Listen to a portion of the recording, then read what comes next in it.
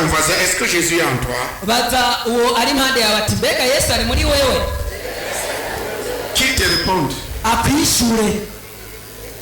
Si c'est oui, tu lui dis, tu es citoyen du royaume de Dieu. Tu es enfant de Dieu. Dis-le lui, tu es citoyen du royaume. Et tu es enfant de Dieu. Et il faut que ce monde le sache. Dis-lui, il faut que le monde le sache.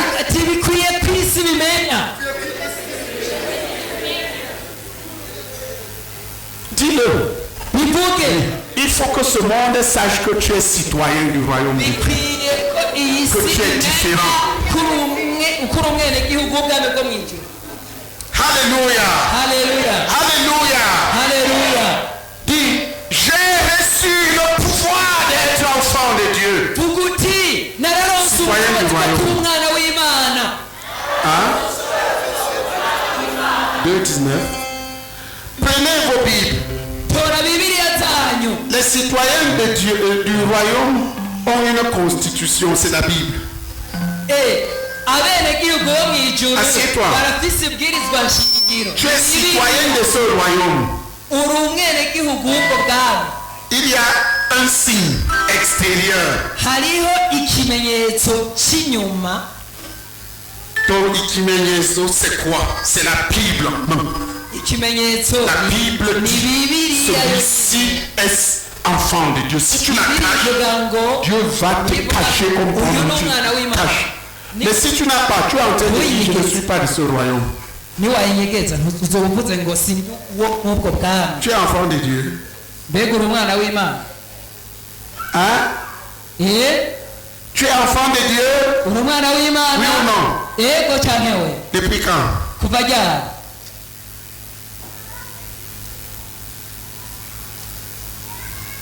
Tu es enfant de Dieu, tu ne connais pas depuis quand?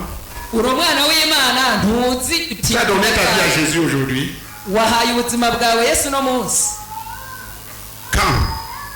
Quand tu as donné ta vie à Jésus et il est entré dans ta vie.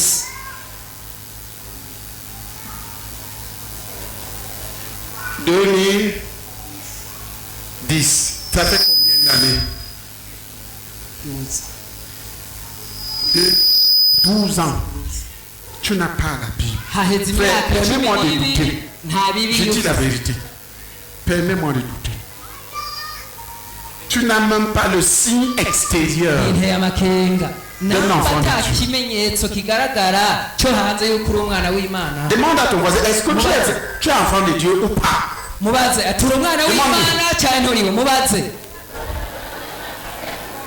Où est ton ikimenyezo? Me voici. Partout tu me verras avec ma Bible. Parce que si j'ai ça, même le diable est obligé de reconnaître que je suis différent.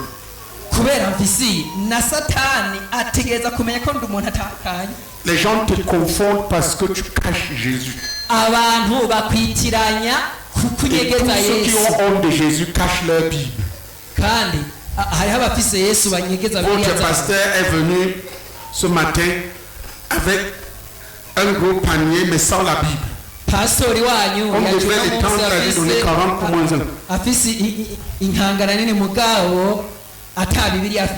Dieu ordonne que tu sois différent par un signe extérieur. Que tu saches lire, que tu ne saches pas lire. Voici. Montre-nous ton kimenyezo. Vas-y, montre-nous le signe que tu es enfant de Dieu. Montre-nous. Ego. Oui. Si tu viens de recevoir Jésus aujourd'hui, il faut qu'on sache que tu es différent. Là où tu vas, qui aimerait que le ciel témoigne qu'il est enfant de Dieu?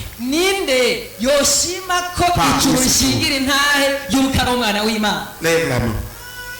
Bien. Le ciel témoignera comme toi-même tu as témoigné. la Bible. Celui qui me témoigne devant les hommes, je le témoignerai devant les anges de mon Père. Voici un témoignage que Dieu commande dans Deutéronome 6 à tout enfant de Dieu d'avoir en main.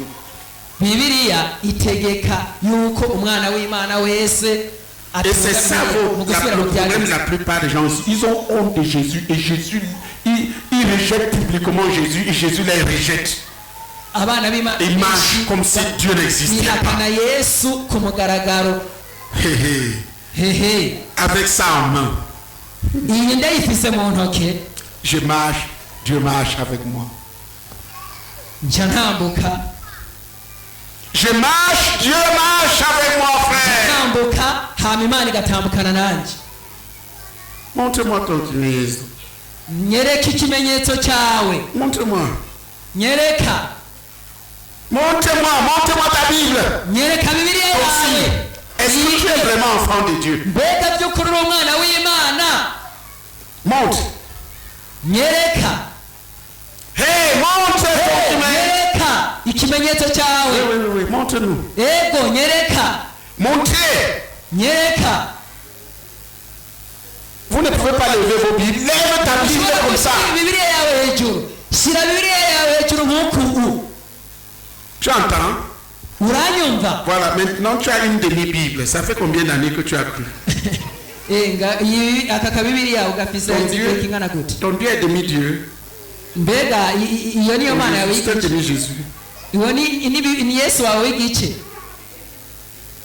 Regardez, en ne respectant pas ces choses, plusieurs d'entre nous ont chassé Dieu. Ils marchent seuls.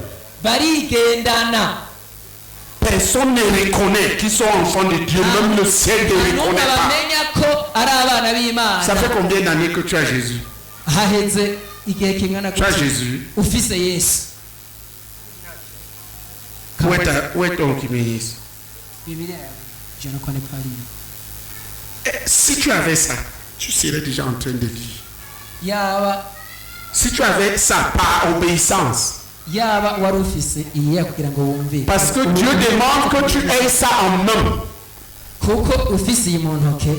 Il sait pourquoi. Tu comprends ce que je suis en train de dire? Il sait pourquoi. Imaginez. Si il marche dans la rue comme ça, avec la Bible en main, est-ce que je peux en même temps boire la Amstel? J'entre dans le bar avec ma Bible. Je dis, donnez-moi une Amstel. Même l'Amstel va refuser. Tu comprends ce que je suis en train de dire? Les gens sont en train de pécher parce qu'ils cachent leur Dieu. Personne ne sait. Tu balades, tu commences à dire des bêtises aux filles.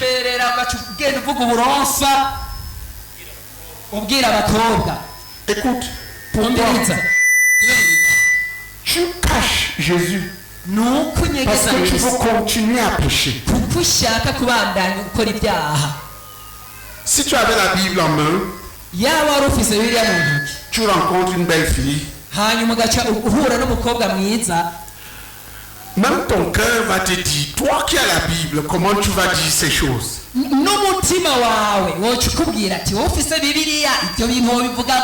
Tu comprends l'importance d'avoir toujours sa Bible. Et si tu veux expérimenter Christ dans ta vie, il faut que tu fasses ça. La plupart d'entre vous, on ne connaît même pas. Montre-moi ton kimenyetso. Tu as reçu Jésus quand? Aujourd'hui. Depuis quand? Ça fait à peu près 7 ans. Qui connaît même que tu es enfant de Dieu? Même le diable se pose la question si tu es vraiment qui tu es vraiment. Parce que toi-même, tu n'as donné aucune preuve que tu es enfant de Dieu.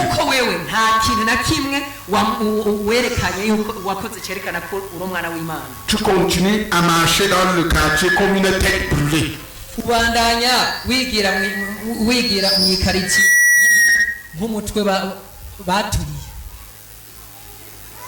Oui, tu joues tu rencontres les rappeurs, tu deviens rappeur. Tu rencontres les ivrognes, tu deviens ivrogne.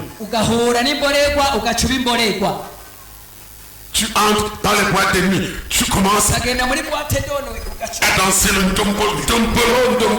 Personne ne connaît qui tu es réellement. Parce que tu as renié ton Dieu.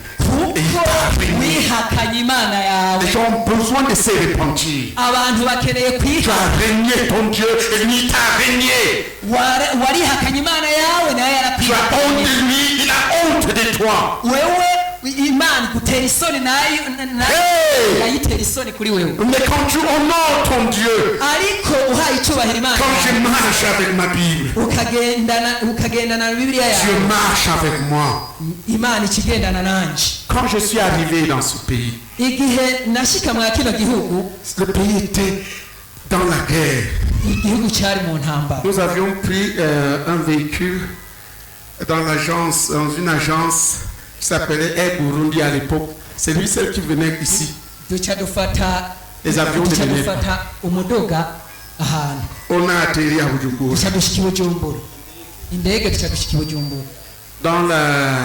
À la réception de Air Burundi, j'ai rencontré une dame. J'ai présenté Jésus. Et je venais chaque jour pour lui poser des questions pour savoir certaines choses sur le Burundi. Et elle a entendu que j'étais missionnaire, elle devait penser que je dois avoir les dollars. Elle avait des mauvaises pensées derrière. Et ma Bible était son problème. Parce que j'avais toujours la Bible. Un jour, je suis entré dans son bureau. Elle s'est mise en colère. Mais pourquoi tu viens toujours ici avec la Bible en main? Applaudissez Jésus. La Bible était une barrière. La Bible était une barrière. Quelqu'un qui marche dans la rue, on le confond à un non-croyant. Vous voulez il n'a pas le signe extérieur que Dieu a donné en nous. On a la Bible et ils ont des gros sacs, ils cachent ça dedans.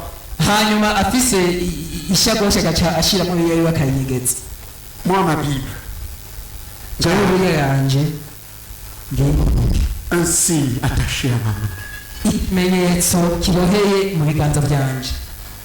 Lisez celui qui me régnera devant les hommes. Je le régnerai. C'est comme ça qu'on réunit Jésus. Tu ne permets pas que les gens voient que tu appartiens à Jésus. C'est comme ça qu'il va te régner. Et tu vas dire, oh, j'ai des problèmes, Dieu, où es-tu? Oui. Matthieu 10, 32. Ouvrez la Bible. Toi, enfant de Dieu, qui veux que le royaume marche avec toi. Et en main. Ne réunis pas Christ devant les gens. Marche devant les gens tel qu'ils savent que tu es enfant de Dieu. Et Dieu sera avec toi. Voilà la première règle. Que l'on sache qui je suis. Ah oui, j'appartiens à Jésus. J'appartiens à Jésus. J'appartiens à mon Sauveur. Ah oui, j'appartiens à Jésus. J'appartiens à Jésus. J'appartiens à mon Seigneur. Avec cette Bible en main, qui peut ignorer que j'appartiens à Jésus? Personne. Mais quand je veux me faire passer pour un non-croyant, quand j'ai honte de Jésus, je cache ma Bible. Je l'enferme dans ma valise et je balade comme un non-croyant dans les rues. Et Dieu aussi me laisse comme un non-croyant qui comprend le mal que les enfants de Dieu se font. Partout, Jean, Jésus entre avec moi. Si le diable commet, s'il pouvait avoir l'erreur que je me retrouve pour une seconde en enfer, on va voir la Bible. Satani yogira ikosa kugira ngo mbe ndi hariya mu muriro noba mfise Bibiliya. Alléluia. Amen. Tous les bureaux où j'ai occupé, la Bible était en bonne position. Tu ne pouvais pas te poser la question sur qui je suis. J'ai honte de mon Seigneur et lui n'a pas honte de moi. Toi qui viens de donner ta vie à Jésus. Bonne grosse Bible en main pour toi et pour ta femme. Et Dieu va marcher avec vous. Lisez. Matayo igabane cya 10 umurongo wa 32 handitswe ngo umuntu wese azonyaturira imbere y'abantu nanjye nzomwaturira imbere ya data wo mu ijuru ariko umuntu wese azonyihakana imbere y'abantu nanjye nzomwihakanira imbere ya data wo mu ijuru. Amen. Amen. Demande à ton voisin, est-ce que tu as honte de Jésus? Il aura honte de toi. Il va te rejeter si tu le rejettes. Est-ce que tu as honte de lui? Où est ta Bible qui montre que tu lui as honte? Où est le signe qui montre que tu n'es pas un non-croyant, que tu es comment les gens sauront? Demande-lui comment les gens sauront. Où est le signe?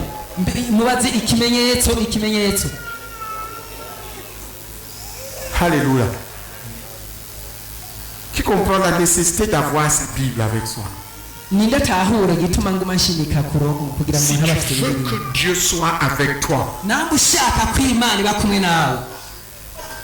qu'il te soutienne devant tes hommes, les hommes, et tu ta Bible de manière ostentatoire.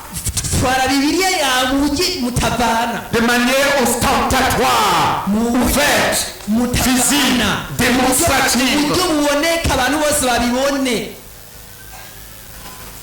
J'ai été comme certains d'entre vous sont aujourd'hui, cachant la Bible.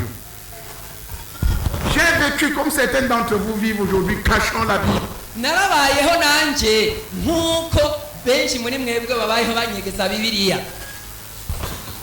J'étais un jeune converti.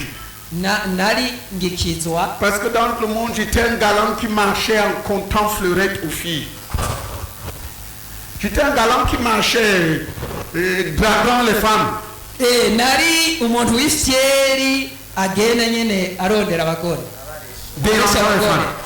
Alors j'ai reçu Jésus. Et j'aimais Jésus.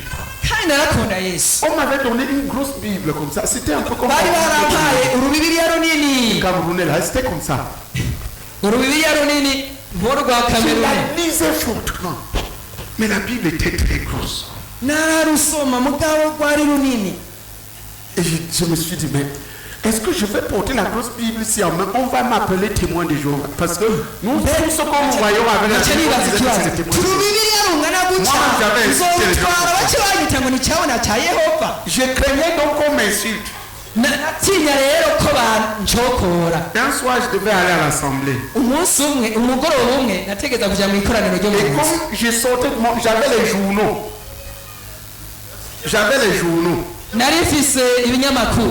Je n'avais pas encore la ruse des enfants de Dieu qui ont les sacs pour cacher les Bibles dedans. Je n'avais pas encore cette ruse-là. Sinari mfise rero amayeri yo kunyegeza Bibiliya nkuko abana b'Imana bamwe bazinyegeza. Parce que les enfants qui sont devenus, ils cherchent des gros sacs, ils mettent la Bible dedans. Comme ça, personne ne connaît. Kuko abana b'Imana bararabika amashekoshi yo bashira amabibiliya yabo kugira ntihagire ababamenye. Je n'avais pas encore la technique des sacs. Alors j'ai pris le journal. Vous savez, le journal est grand. J'ai mis la Bible dedans. J'ai marché dans la rue comme quelqu'un qui a le journal. Mais Dieu est bon. Je suis entré dans l'assemblée. C'est le frère Jean de Dieu qui enseignait ce soir. Il a commencé à enseigner. Et il a pointé le doigt vers moi. J'étais un jeune converti. Celui-là qui cache sa Bible dans le journal. Comme les pasteurs là, qui cachent leur Bible dans le sac. Comme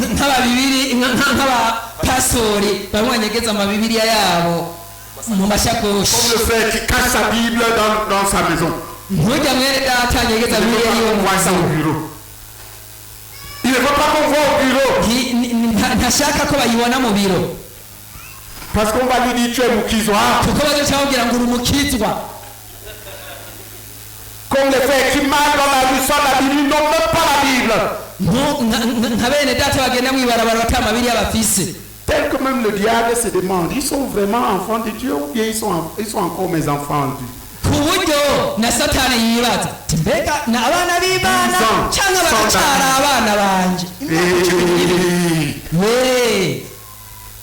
Tu auras des problèmes parce que tu mènes une vie qui méprise Dieu. Tu ne l'aimes pas. Tu le caches. Tu ne prends pas comme ça parce que tu appartiens. C'est de ça qu'il parle. Lisez un deuxième verset. Chaque personne va se repentir de son attitude criminelle contre la parole de Dieu. Et changer. On me voit. On voit ma Bible. Celui-ci est Mukizwa.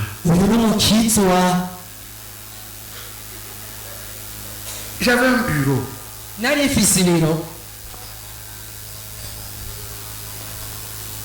On avait surnommé mon bureau le temple.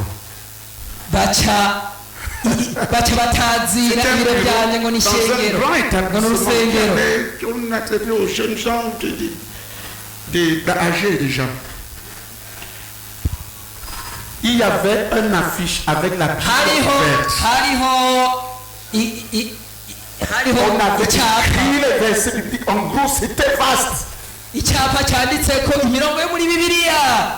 Quand tu me regardais, tu étais condamné à lire la Bible.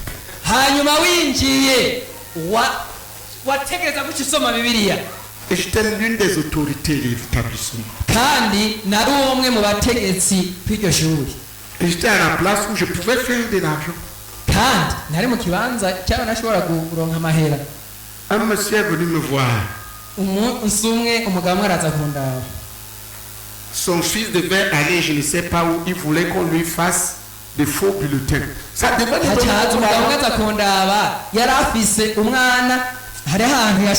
il est entré. Il s'est assis. Il a commencé à me proposer son affaire. Il dit, comme vous êtes ceci, cela, j'ai besoin, je vous serai très reconnaissant. Mon enfant, je veux qu'il ait de bons bulles.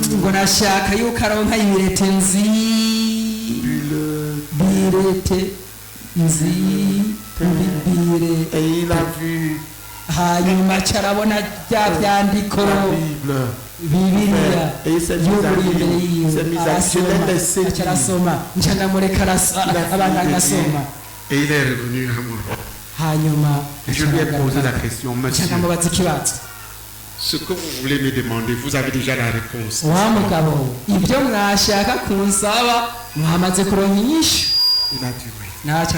Vous savez que je ne peux pas le faire, n'est-ce pas? J'ai dit au revoir. Applaudissons pour la Bible disait ici, on ne dit pas ça. Ici, tu es dans le royaume. Toi, tu marches avec les belles jupes comme ça. Qui sait même que tu es enfant de Dieu? Tu as honte de lui, il aura honte de toi. C'est comme ça que tu vas tomber. Mais n'importe, si quelqu'un veut même avoir une jupe évasée, qu'il ait une jupe évasée, tu veux avoir une jupe comme mais aie une bonne grosse Bible en main. Si tu veux avoir, même une courte jupe qui est ici là. Ne discutez pas sur ces choses avec les gens. Et ça. Mais aie ta Bible en main. Même Satan va t'attraper en route et te dire, toi, avec ta grosse Bible, pourquoi tu portes une jupe comme ça? Est-ce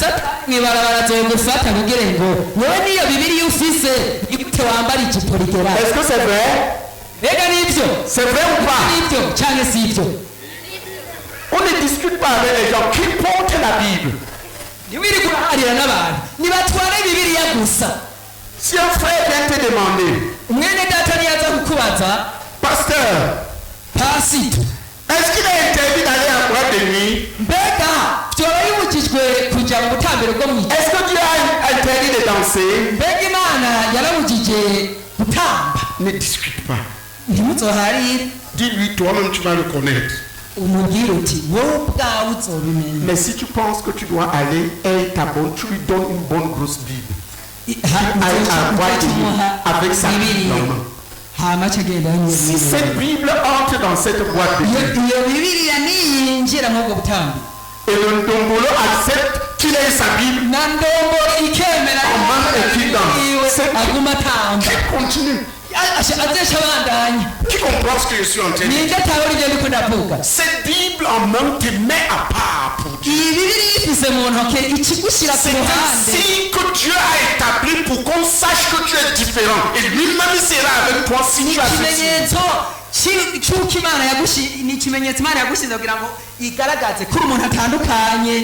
Et quand tu le caches pour pouvoir bien engueuler, te battre avec les femmes dans le quartier sans qu'on sache même que tu es enfant de Dieu.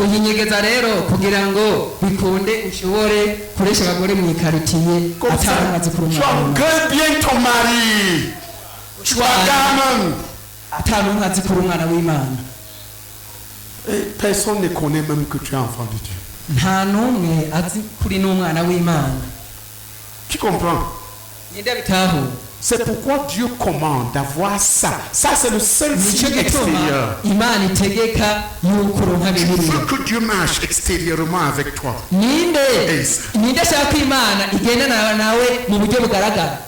Au Congo, j'avais formé un fils. Je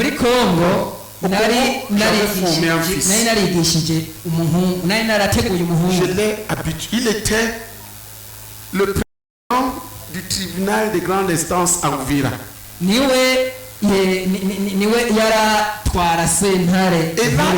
je vivais dans une corruption totale. Et c'est lui qui gérait ça. Et il a décidé de vivre ouvertement sa vie d'enfant. Il marchait comme moi avec sa Bible. Son signe. Et la corruption. Il a commencé à se contenter de son salaire. Il était tellement ouvert que qu'il était devenu un enfant de Dieu. On l'a nommé Pang. On l'a nommé à la cour de grande instance à Bukavu.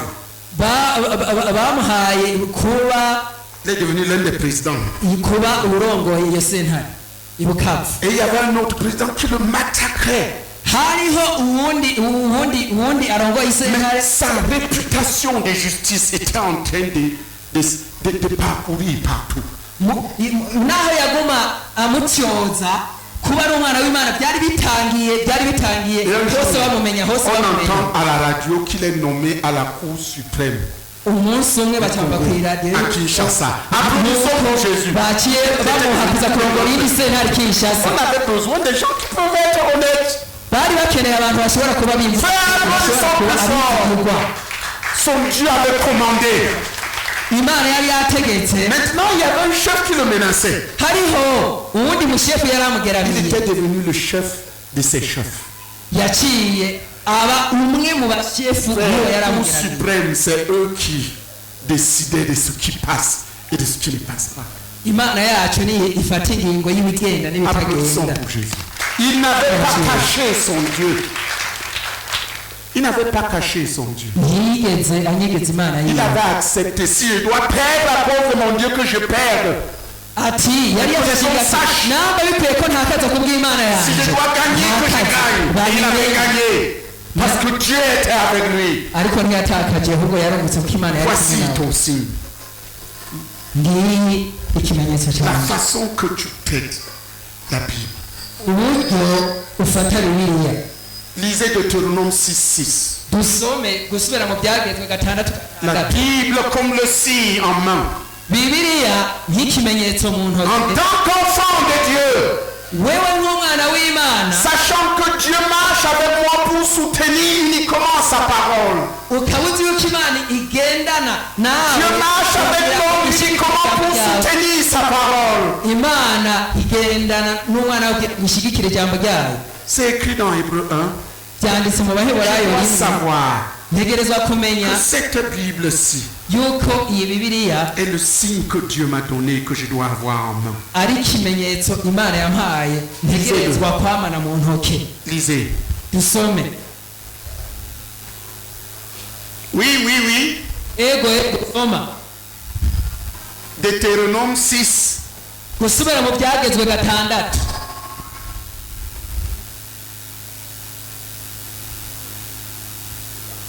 Gusoma byagizwe igihe cya gatandatu umurongo wa gatandatu.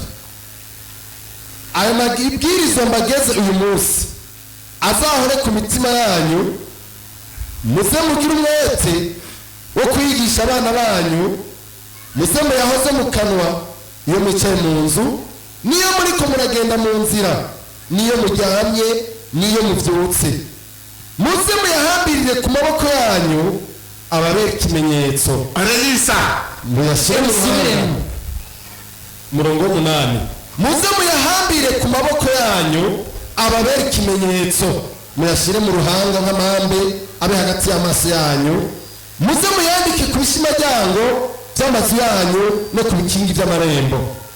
Lisez, lis avec eux. Ouvre ta Bible, tu vois ça. Somana nabo. Soma umurongo 8. Voici ton kimenyetso. Ngiki kimenyetso cyawe. Tu dois l'avoir. Utegerezwa que tu saches lire, que tu ne saches pas lire, et ça.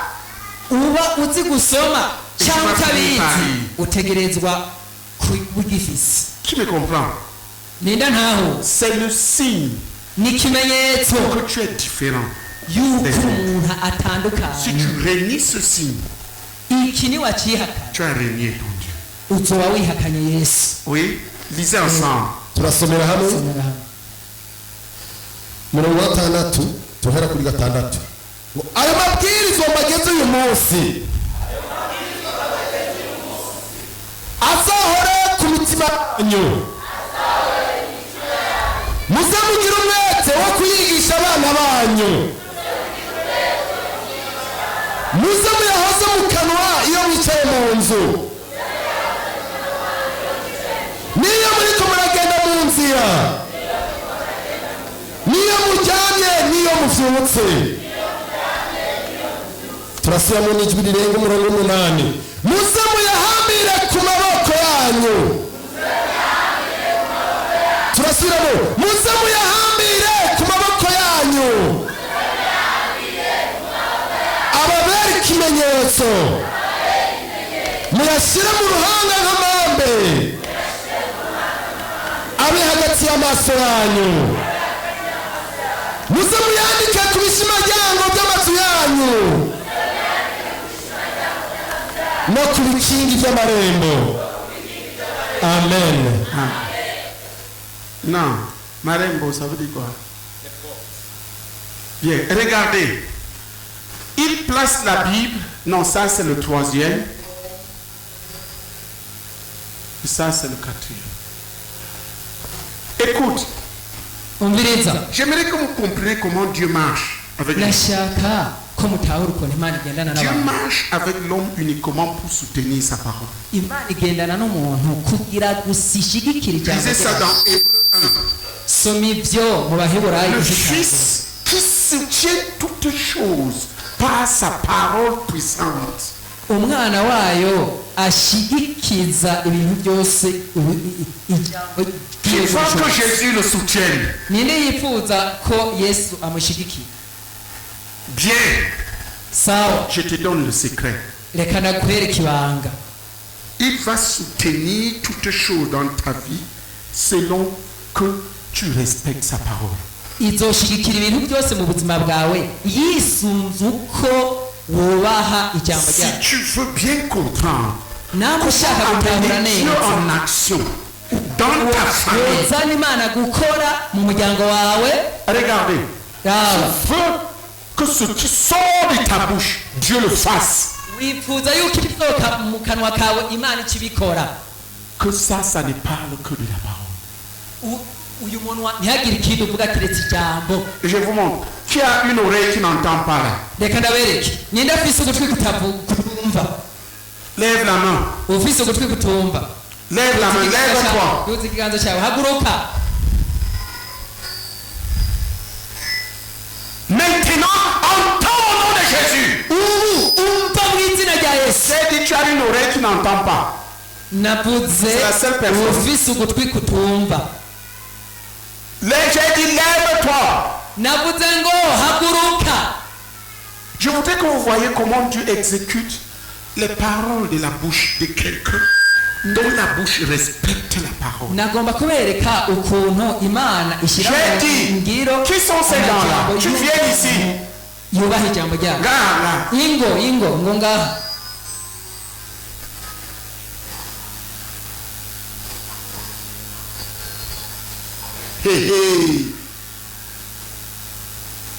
Maintenant, entends au nom de Jésus. Dis Amen. Umva mu izina rya Yesu. Vuga ati Amen.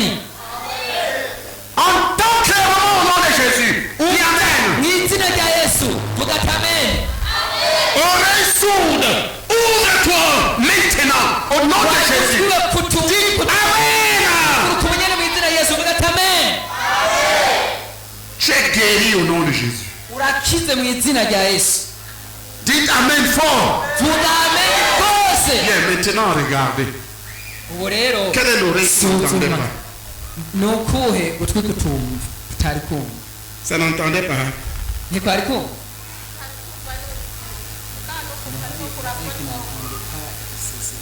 Bien, maintenant. Non, mais je ne veux pas beaucoup de paroles. Ce n'est pas tes paroles. Ce que tu entends là, c'est ça qui te guérit. C'est pas ce que toi tu vas dire. Bouche l'oreille qui entendait.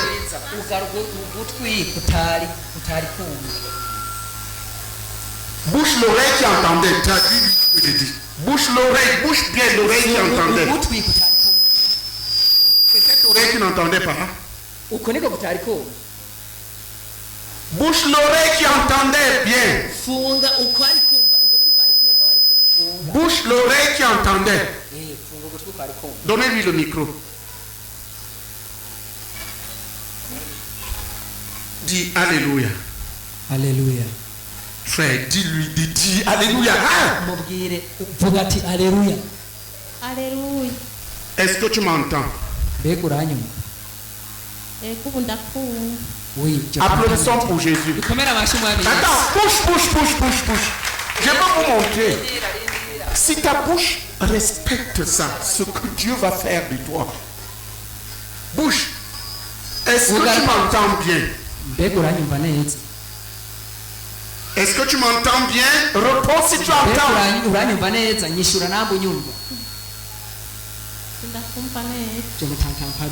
Est-ce que tu m'entends?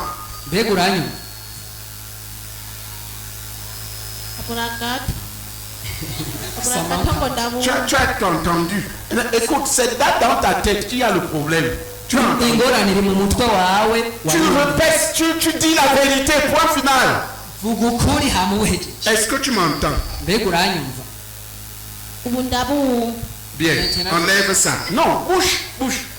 Je veux que toi-même tu crois que tu entends. Bouge encore. Bouge toujours l'oreille là.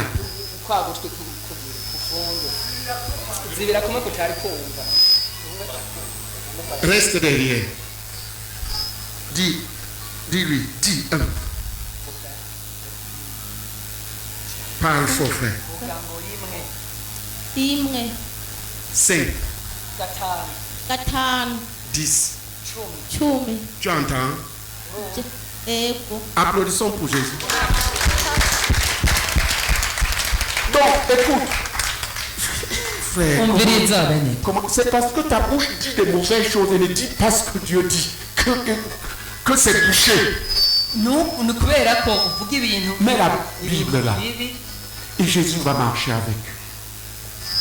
Mais Jésus là, et Jésus va marcher avec.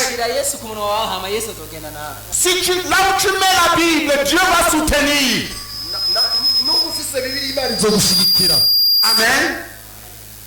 Vous voyez, j'ai dit guéri. Elle est guérie. L'oreille est ouverte. L'oreille s'est ouverte. Applaudis pour Jésus. Dieu n'a pas changé. Sa puissance est toujours la même. Année après année. Il est très fort. Il est très fort. Alléluia. Dieu n'a pas changé. C'est les gens qui le prennent mal. Toi, viens. Applaudissons pour Jésus. Reste là. Quelle est l'oreille qui n'entendait pas? Bouche l'oreille qui entendait.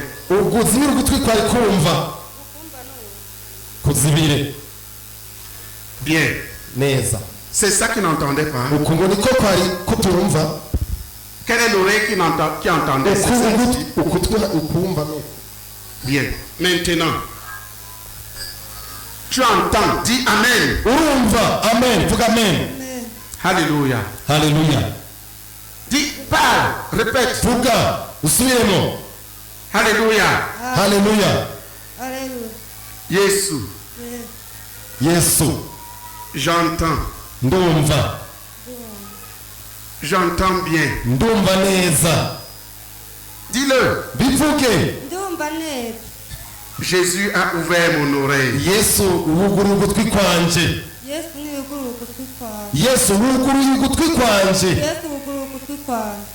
Maintenant pose la question. Ça fait combien de temps que cette oreille n'entendait pas?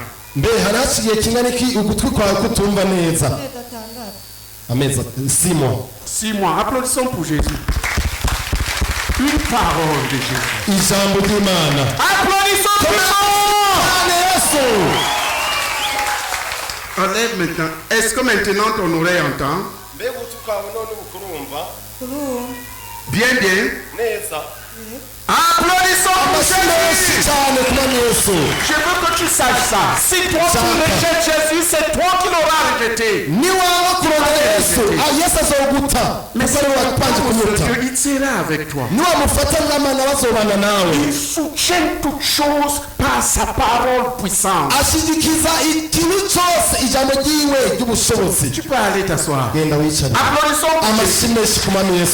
Je voudrais qu'on lise le verset. Le Fils qui est son empreinte et qui soutient toutes choses par sa parole puissante. Et maintenant verset 3. Allez-y. En français puis en kirundi. En français, Dieu dans ces derniers temps nous a parlé par le Fils qu'il a établi héritier de toutes choses, par lequel il a aussi créé le monde. Et qui étant le reflet de sa gloire et l'empreinte de sa personne, et soutenant toutes choses par sa parole puissante, a fait la purification des péchés et s'est assis à la droite de la majesté divine dans les lieux très hauts. Amen. Je voudrais que vous reteniez une chose. Jésus soutient toutes choses par sa parole puissante. Tu bâtis une mauvaise attitude vis-à-vis de sa parole. Tu es perdant. Tout est possible. muri iyi minsi y'iherezo yabaririye twebwe mu kanwa k'umwana wayo uwo yashyiriyeho kuba samuragwa wa byose niwe yahaye kurema isi uwo kuko ari ugukayangana k'ubwiza bwayo n'ishusho y'akameremere kayo kandi ashyigikiza byose ijambo ry'ubushobozi bwiwe. Très bien. neza soutenant toutes choses par sa parole. we ashyigikiza ikintu cyose ijambo ryiwe bwira mugenzi wawe soutient toutes choses par sa parole. ati imana ishyigikiza ikintu cyose ijambo ryayo.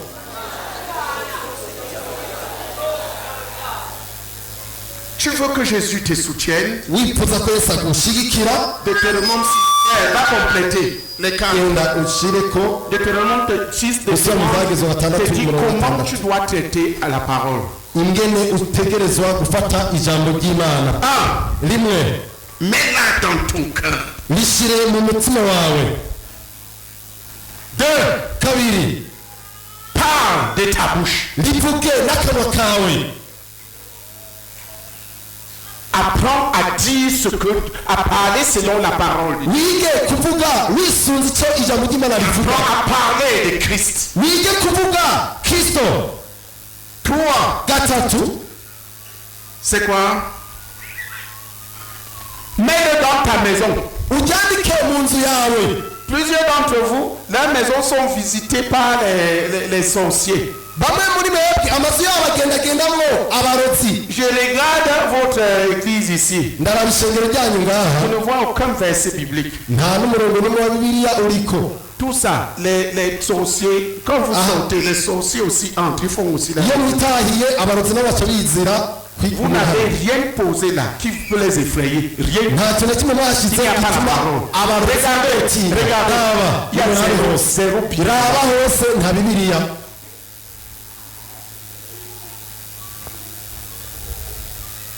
Ainsi, quand vous sortez ici, iyo mwitahiye les sorciers aussi peuvent venir se abarozi nabo réunir. bashobora kwica yizira baca bakorana inama yabo. C'est comme un bar.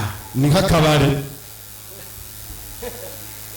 C'est pourquoi il dit, dans ta maison, mets la nicyo parole. gituma avuga ngo mu nzu yawe Sur shyira les ijambo. linteaux des fenêtres, sur les linteaux ku des portes. madirisha hose ushyire. Interdiction au diable de passer. aho uri kuba yihaniza satani ati ntushaka kuza ngaha. Chaque nuit, les sorciers te mangent. abarozi ijoro ryose barakurya. Parce qu'il y a zéro Bible. kubera mu nzu yawe hari zero ubusa nta bibiliya. Demande à ton voisin, baza mugenzi wawe est-ce que tu veux être mangé par les ati ushaka kuribwa n'abarozi. Est-ce qu'il y a la Bible mbega hariho bibiliya dans ta maison? mu nzu yawe. Est-ce qu'on peut lire un verset biblique? turashobora gusoma n'umurongo n'umwe mu nzu yawe. Dans ma maison, c'est mu nzu yawe iruzuye imirongo ya bibiliya. tu vas voir un verset.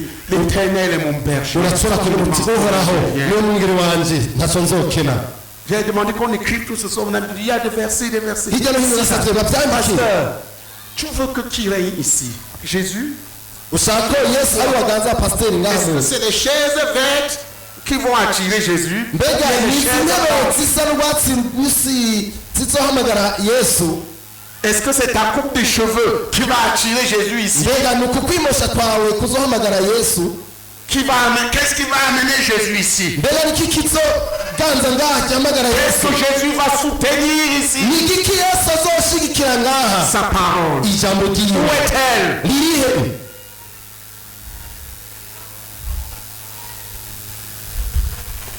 Jésus est le chemin, la yesu vérité et la vie. niwe nzira ukuri n'ubugingo. Allez, genda c'est de toutes les nations, les mubwire disciples, amahanga yose les abigishwa. baptisants au nom du Père, du Fils et du Saint-Esprit, et enseignez-leur à observer tout ce que je vous ai prescrit. je suis avec vous. nanje nzobana namwe. Matthieu 28 verset. Matayo 28:19. Au commencement était la parole. Mwandike yaje naho uti mbere na mbere. Et la parole était avec Dieu. Et la parole était Dieu. Et au commencement avec Dieu. Jambo yahoranye n'Imana.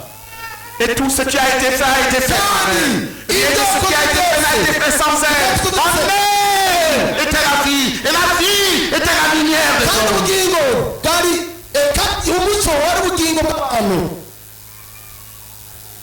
Là. Oh frère. Comment le diable a pu vous aveugler?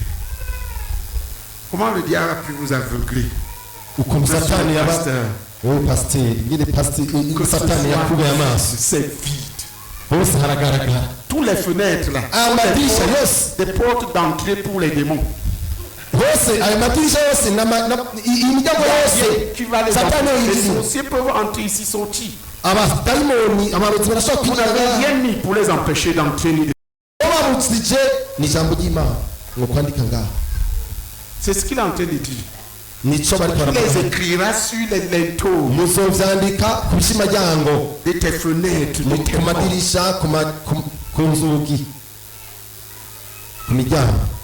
Chaque jour, il te morde. Comment tu peux aller tu les frappes et ensuite il vient te mordre la nuit parce que dans ta maison il n'y a pas ta parole.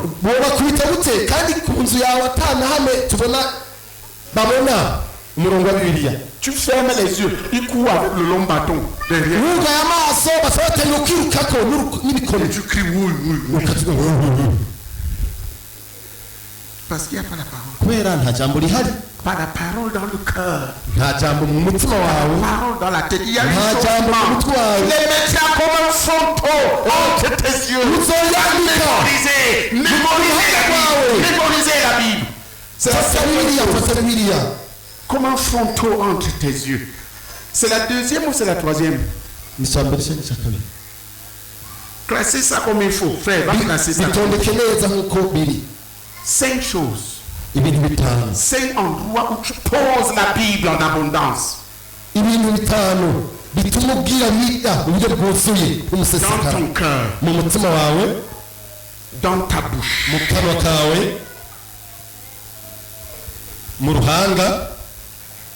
Comme un signe, comme sur ton chose, ça dit dans ta tête. Tu dois être capable d'avoir des versets.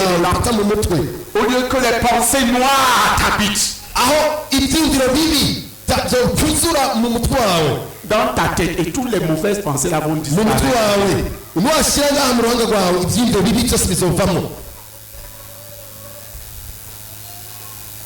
Ça c'est quoi? Love. L'esprit d'impudicité. Tu as écrit ça sur toi au lieu d'écrire la Bible. Et avec le démon de Marie. Voici. Il faut Jésus.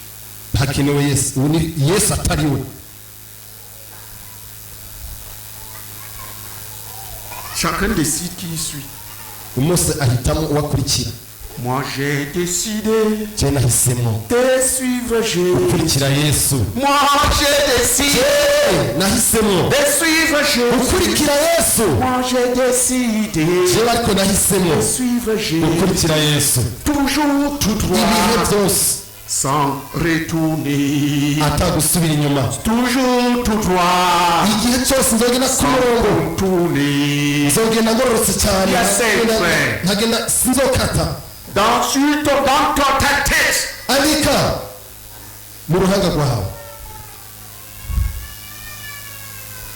Si vous travaillez, voilà comment on demeure dans la parole.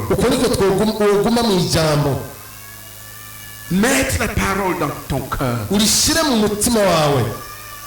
La mettre dans ta bouche. En enseignant dans ta maison. En parlant de Jésus. la mettre dans ta tête par la mémorisation de la parole. À force de lire et de mémoriser, et tu vas commencer à réfléchir comme Dieu. C'est pour ça que les enfants de Dieu sont sages. Parce que leur intelligence est envahie par la Bible. La plupart des découvertes qui ont été faites dans le monde ont été faites par les Juifs, le peuple de la Bible. Parce que la Bible est ici. Si tu veux que tes enfants soient des fous voleurs, ne leur donne pas la Bible. Sois sage. Qui connaissent la Bible. Quel jeune homme va nous réciter un chapitre de la Bible ici?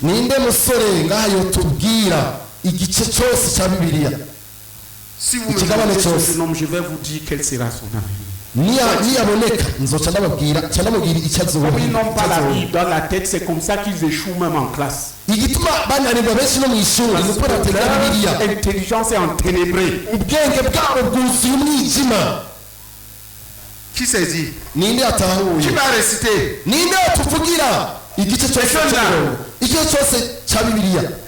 Les élèves et étudiants, levez les mains. Les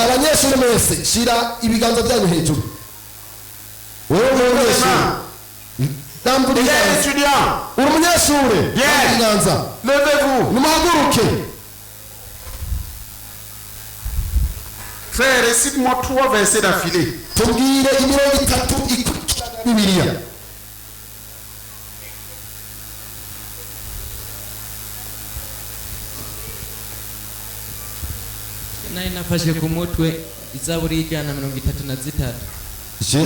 J'ai mémorisé le psaume 130. Viens ici réciter. Applaudissons.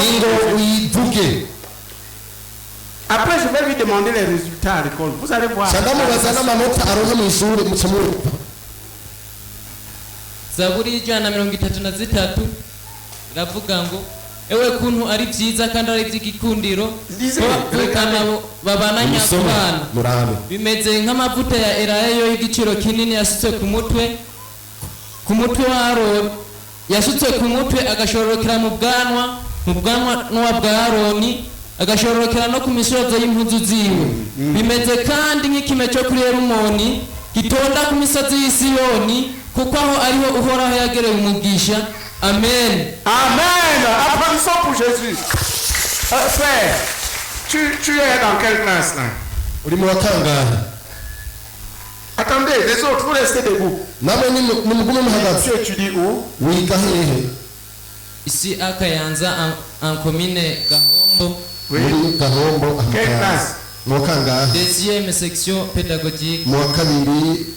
Tu as eu combien? Mais maintenant, j'ai échoué à cause des malades. Tu as été malade quand?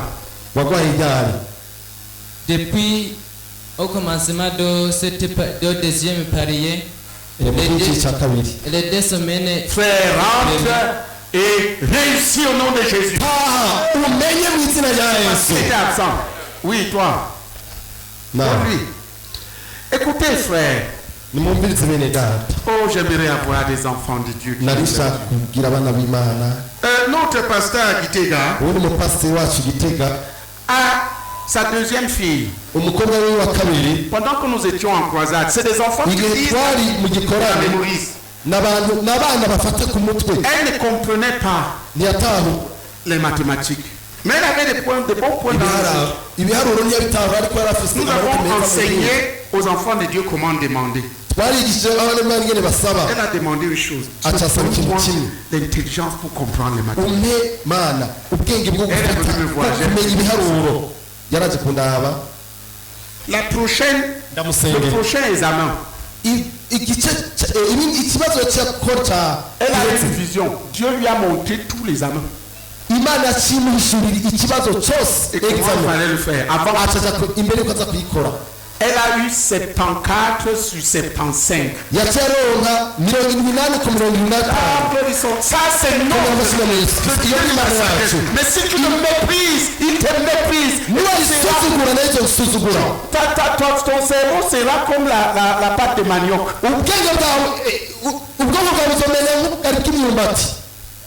Oui, tu auras la pâte de manioc dans la tête.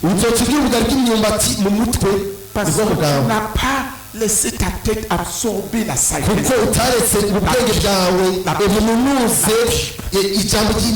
Applaudissons pour Jésus.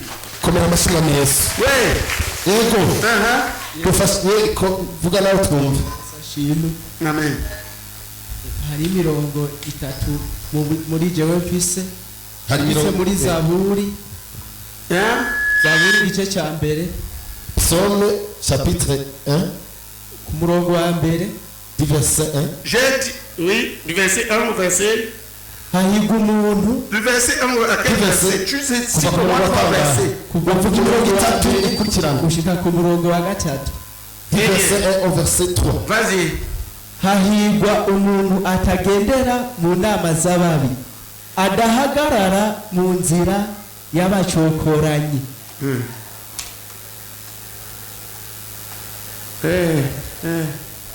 Même le petit verset là, toi-même tu vois. Non, toi-même.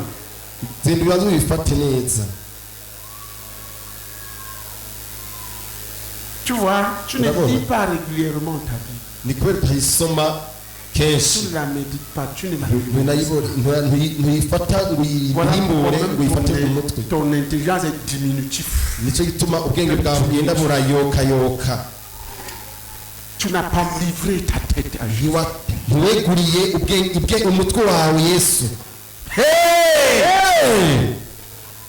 Lis la Bible. Les yeux s'y mêlent là-dedans, mémorise. C'est pour ton bien. Qui saisit? Ton attitude vis-à-vis de la parole va déterminer comment Dieu te traite. Alléluia.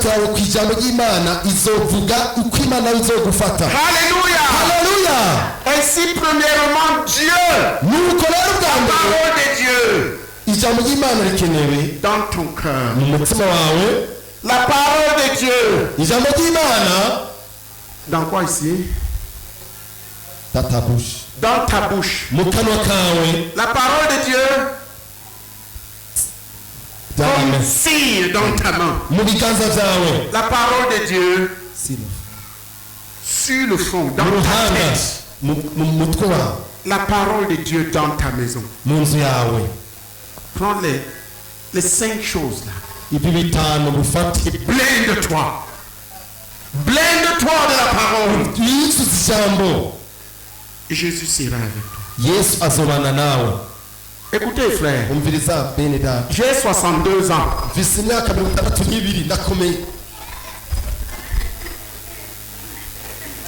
Certains d'entre vous ne peuvent pas faire ça.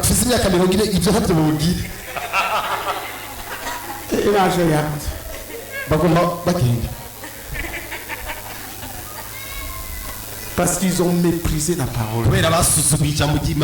Je l'ai dit, aujourd'hui je l'ai lu.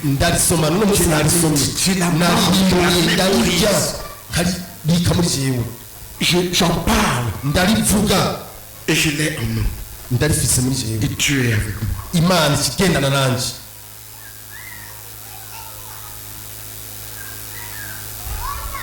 Alléluia. Tu verras que tous les problèmes que tu as sont là. C'est la mauvaise attitude.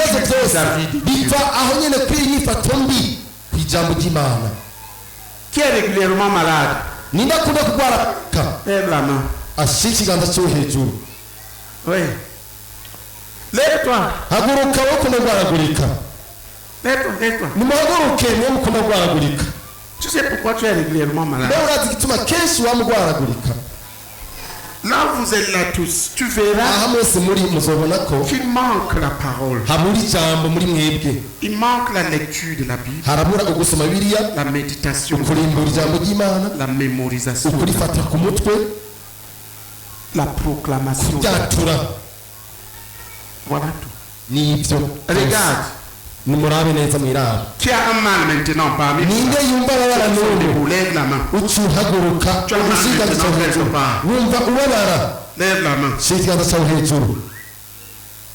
Maintenant, tu vas te parler. Tu vas dire à ce mal ce que la Bible dit. Mets la main là. Et dis-lui, toi, tel mal. Fort.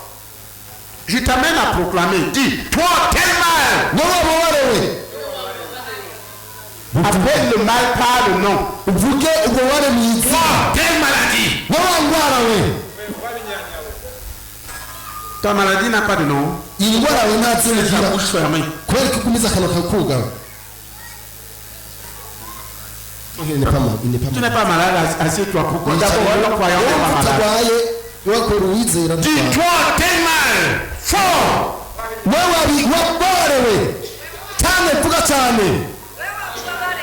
Non, tu appelles la maladie.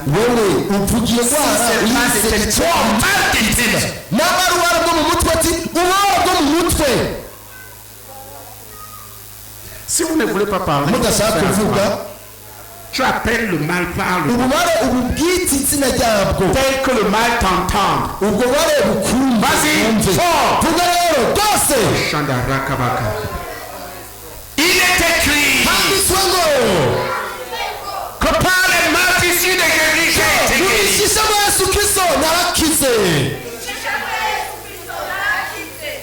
Si tu ne parles pas, pourquoi tu es debout?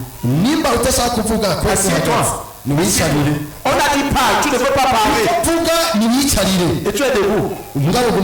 Écoutez ce que Dieu dit. C'est ça qui guérit. Ce n'est pas la personne qui va te toucher.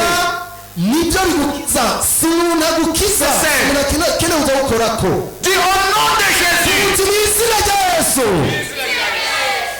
Je proclame que je suis guéri de telle maladie. Au nom de Jésus, je suis guéri de telle maladie.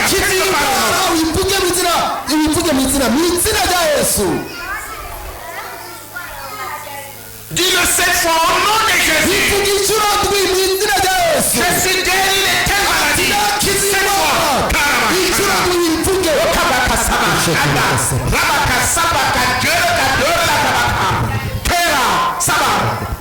mal disparaît.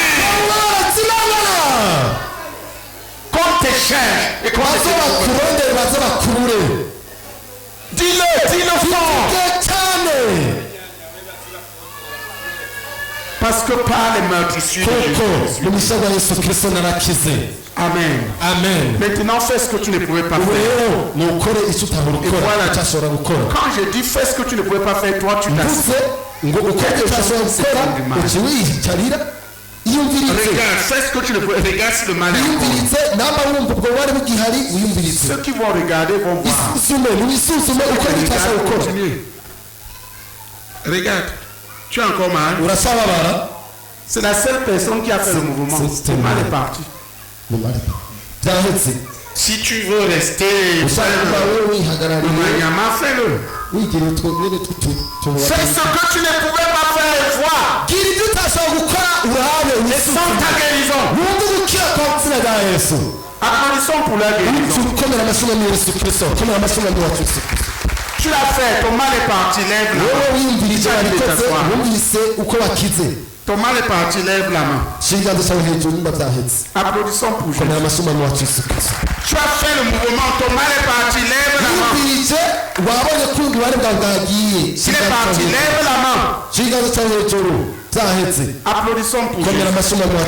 Cela, asseyez-vous. Alléluia. Les autres, venez ici.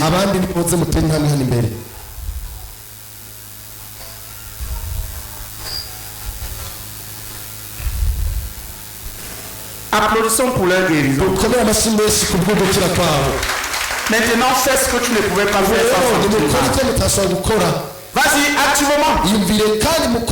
Et sans ta guérison. Je les vois tous là comme ça. Exerce-toi. Les pasteurs, allez vers eux et conduisez ces gens à la guérison. Ils sont tellement bloqués en eux que je ne sais pas. Tu prends une personne, tu l'aides à y entrer. Tu as mal. C'est fini. Applaudissons pour Jésus. Frère, tu prends une personne, tu le conduis dans sa guérison. Ce que nous faisons ici, ce n'est pas de conduis-le dans la guérison. Conduis-le. Si la foi n'a pas pu leur faire entrer, que ta foi le fasse entrer. Amen. Amen. C'est trois pasteurs qu'il y a ici. Tous les autres sont de quoi? Les dirigeants là, l'assemblée. Allez dans le ministère là-bas.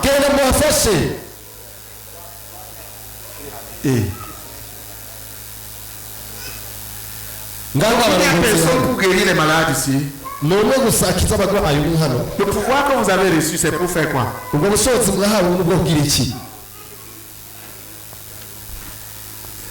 Tu conduis la personne à la guérison. Comment 3 fois? Et conduis-le. Amen. Il est guéri.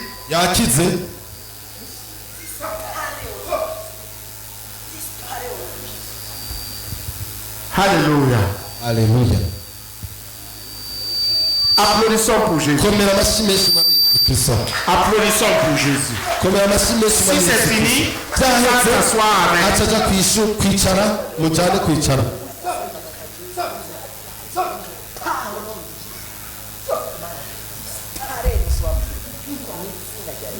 Amen. Amen. Le mal est parti. Tu pars avec la personne. C'est fini. Allez, applaudissons pour Jésus. Allez, vous c'est fini. Alléluia. Alléluia. Amen. Qu'est-ce qu'il a? Qu'est-ce que tu as eu? Tu as été paralysé. Tu as donné ta vie à Jésus quand?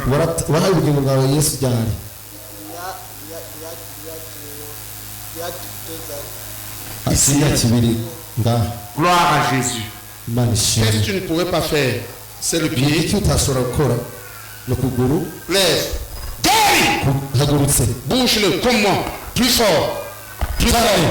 Plus fort. Plus fort. Paralysé. Ça c'est. Et? Allez, la torche. C'est pour la torche qu'on prie ou pour le pied?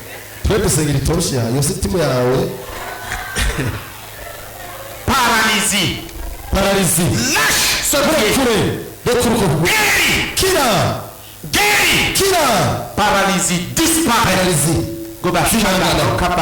Applaudissons pour la guérison de nos frères. Fais le pied comme ça. Fais comme ça. Sans ta guérison. Alléluia. À partir d'aujourd'hui, tu déverses. Tu remercies le Seigneur pour ta guérison. D'ici la fin de cette semaine, proclamant par les meurtrissures de Jésus. Et tu marches avec moi. Tu marches, tu t'exerces. Reviens ici là où tu es le dimanche. Applaudissons pour Jésus. Donc la parole. En tant qu'enfant de Dieu, tu as le pouvoir. Mais ce pouvoir va sortir en toi et à travers toi à la mesure de l'obéissance. uzobikurumvirako à la mesure de ta communion avec Dieu dans la parole. uzobikurumvirako ijambo ry'Imana. Qui comprend? Ninda ntahura. Là où tu mets la parole, là où Dieu va agir. aho nyene ni Imana izoza gukora. Écoute, Dieu peut agir pour donner la bonne santé à ton corps et pour allonger ta vie. Et il veut le faire. Il le fait pour moi. Comme notre frère a dit qu'il ne parvient pas, j'ai eu ça, je ne pouvais pas faire 5 minutes debout. L'Apollon était fermé à 2 ans. On a fait l'analyse au Rwanda, on a fait. Le docteur a demandé comment je marche. Mais j'ai marché. Et il voulait opérer. Je lui ai dit, docteur, je voulais seulement savoir où est le problème. Écoutez, le voici. Alléluia! En bonne santé. La parole de Dieu. Jésus soutient là où il y a sa parole. Là où les gens font leur religion sans la parole de Dieu, le mal reste. Par la foi, par notre foi, tu peux être guéri au nom de Dieu. Mais notre foi ne restera pas là pour te garder. C'est la parole de Dieu qui va te garder. Amen. L'attitude vis-à-vis de la Bible détermine ce que Jésus va faire dans ta vie en tant qu'enfant de Dieu. Il est là. Mais il va agir à la mesure de dans sa parole. Alléluia. La parole dans le cœur. Si tu lis et médites journalièrement la Bible, voilà le secret. Je la lis. Je la lis chaque jour. Elle sera de plus en plus dans mon cœur. Dans ma tête. La parole à ma main. Et Dieu sera visiblement avec moi. La parole dans ma bouche. La foi de cœur qui s'exprime par la bouche.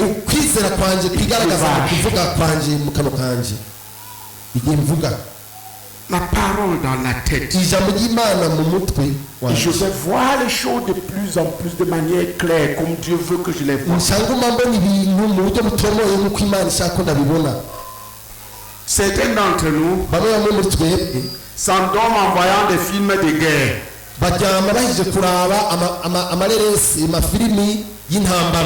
C'est toi. C'est toi. Tu ne t'endors pas à regarder les films de guerre.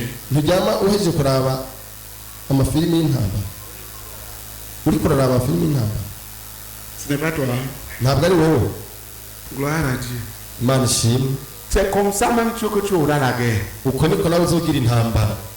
Avec les démons.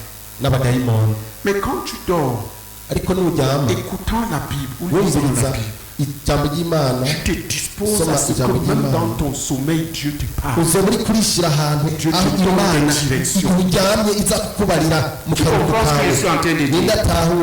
Quand tu dors dans le noir, c'est le diable qui va t'écouter. Quand tu dors en Christ, dans la parole de Christ, Christ peut te visiter. Tu es en train de méditer. Dieu, que dois-je faire de Marie qui est grosse maintenant? La loi dit ceci, mais qu'est-ce que moi je dois faire? Et il s'est endormi et Dieu lui a dit, l'enfant que Marie porte, un ange lui a dit dans le sommeil, l'enfant que Marie porte, c'est le Fils de Dieu. Et Yosef il y a une direction, même quand tu dors. Mais quand tu dors dans le noir, c'est les sorciers qui vont te dire. Qui comprend? La Bible. La Bible. S'il vous plaît, tu es enfant de Dieu, que ton attitude aujourd'hui change. Pour ta propre vie, et pour ta propre santé, et pour ta propre maison.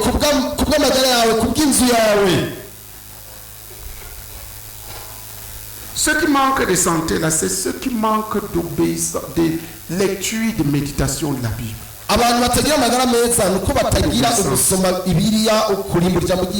y a un comprimé. Tu connais le comprimé de la guérison? Tu connais? Vous ne connaissez pas? Prenez Proverbe 4. Verset 20. Je te disais, il y a un comprimé dans la pharmacie. Si tu prends ça, tu seras en bonne santé et tu vas accomplir tes jours sur la terre. Tu ne vas pas mourir avant le temps. Qui irait acheter le comprimé là? Qui irait acheter ça? Si on annonce maintenant à Kayanza qu'on a découvert un comprimé, que ça coûte 1 million, si quelqu'un le prend, chaque jour, il sera en bonne santé. Et il ne va pas mourir avant le temps. Qui va chercher 1 million jusqu'à trouver quoi? Lève la main. Lève la main. Qui ne va pas chercher ce comprimé?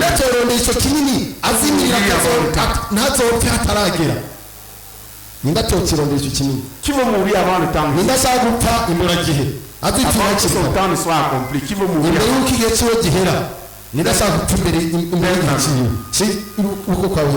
Personne. Qui va accomplir son temps sur terre. Lève la main. Voilà. Donc tu vas aller chercher le comprimé. Dieu te le donne gratuitement. C'est la lisez. Proverbe 4. Verset 20.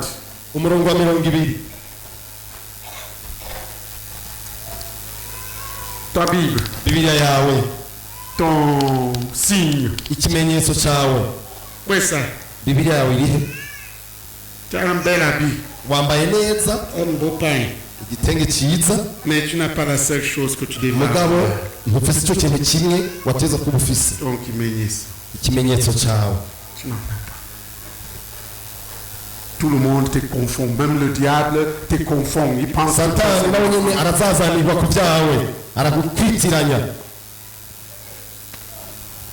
lisez.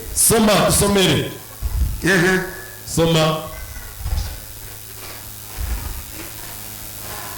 Mon fils, sois attentif à mes paroles, prête l'oreille à mes discours, qui ne s'éloigne pas de tes yeux, garde-les dans le fond de ton cœur, car c'est la vie pour ceux qui les trouvent, c'est la santé pour tous les corps. Amen. C'est la vie. Ça allonge la vie de ceux qui la trouvent.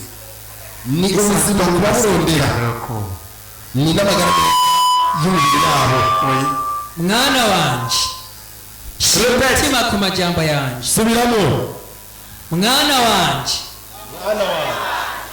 shira umutima ku majambo yanje. Tega ugutwi ukuvuga kwanje. Ntibikave imbere y'amaso yawe. Bizigamira imbere mu mutima wawe. Kuko bibera ubugingo ababironka. No kunonoka mu mibiri yabo yose. Regarde ce que la Bible est en train de te dire. Il dit, toi qui es mon enfant. Qui est enfant de Dieu ici? Lève la main. Dieu te dit, toi mon enfant, si tu reconnais que tu m'as dit que tu as pris depuis quand? Et tu n'as pas la Bible. ariko nta Bibiliya ufise. Même Dieu se demande si tu es vraiment. Pourquoi c'est à la maison et toi tu es ici? None muhira iri muhira La ko Bible kina de wena. chacun est avec lui dans sa main. Bibiliya uyigendana C'est ton kimenyetso. ni ikimenyetso cyawe Lié à ta main. kibohe ku maboko yawe. Amen.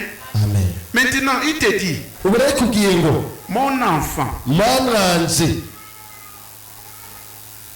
que cette parole ngiri jambo ne l'éloigne pas de tes nturikure mu maso yawe. Lis-le. Lisome. Lis. Soma. Écoute. Tumvirize. Écoute la parole. Umvirize ijambo ry'Imana. Garde-la dans ton cœur. Rizigame mu mutima wawe. Mémorise-la dans la tête. Risheri mu mutwe. Urifate ku mutwe. Parce que cette parole que Kuko tu iryo vois jambo ubona vont rallonger ta vie. rizotuma uramba. Ils vont permettre que tu accomplisses tes jours sur la terre. Rizotuma ushitse ibihe Tu ne byawe. meurs pas avant. Ntuzopfe imburagihe. Et ils vont permettre que tu sois en bonne santé. Kandi rizogutuma ugira amagara meza. Qui a compris? Ninde yatahuye? Le cœur là qui bat tout le temps, mets la parole dedans.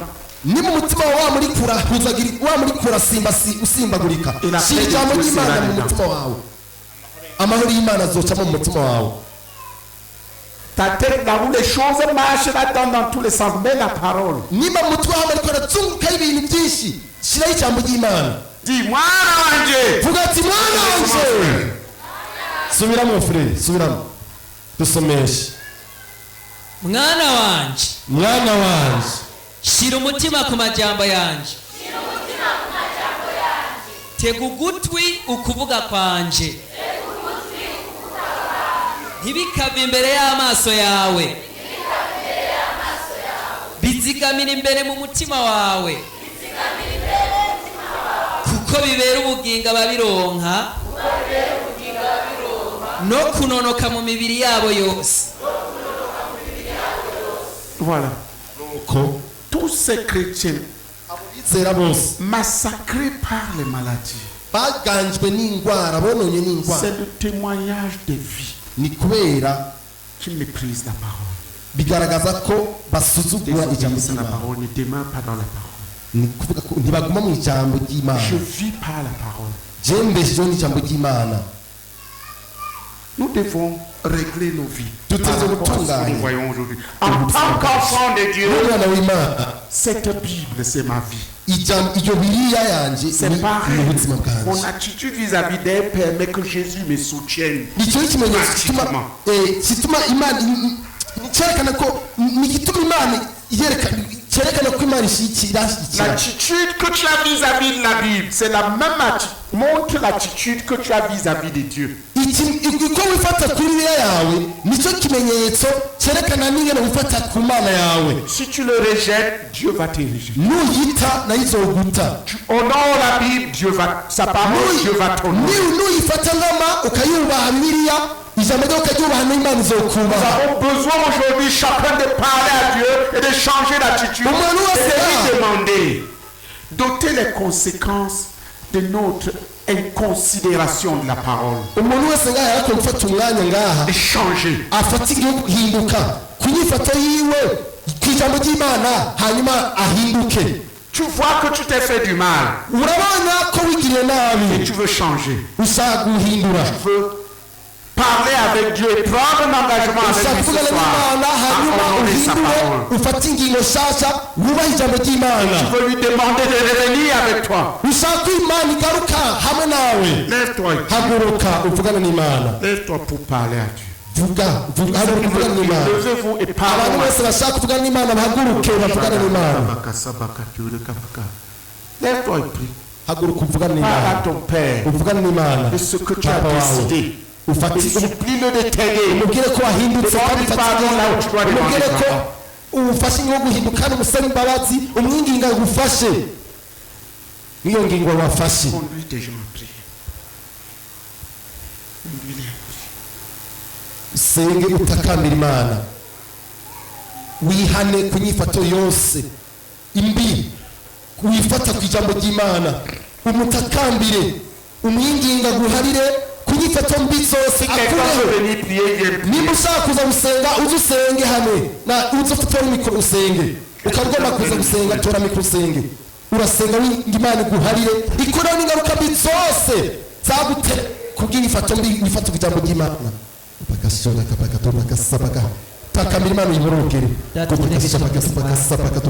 ndasensabe imbabazi umbabarire kunyifato mbi yose data nagaragaje imbere y'icyubahiro data ukudasomeza mu ry'Imana kose usaba imbabazi imbere y'amaso yanjye data nkagura ijambo ryawe data mu kanwa kanjye data nkarishira kure yanjye papa ndagutakambiye umbabarire kibirenge cya byose kuko data ntari nsigamye mu mutima ndagusabye imbabazi umbabarire ugasuzuguro kose nasuzuguye ijambo ryawe data kuko narishize kure yawe kibirenge cya byose nkashira ibindi bitagira ikimasi mu mutwe wanjye data umbabarire data umparire mu izina rya Yesu Kristo ndakwingize data unkureke ingaruka mbi zose zari zimaze kugaragara ku buzima bwanjye data kuko nataye ijambo ryawe unkureke ingaruka mbi zose zariko zigaragara data muri jewe Seigneur izariko zigaragara ku mubiri wanje izariko zigaragara ko zose data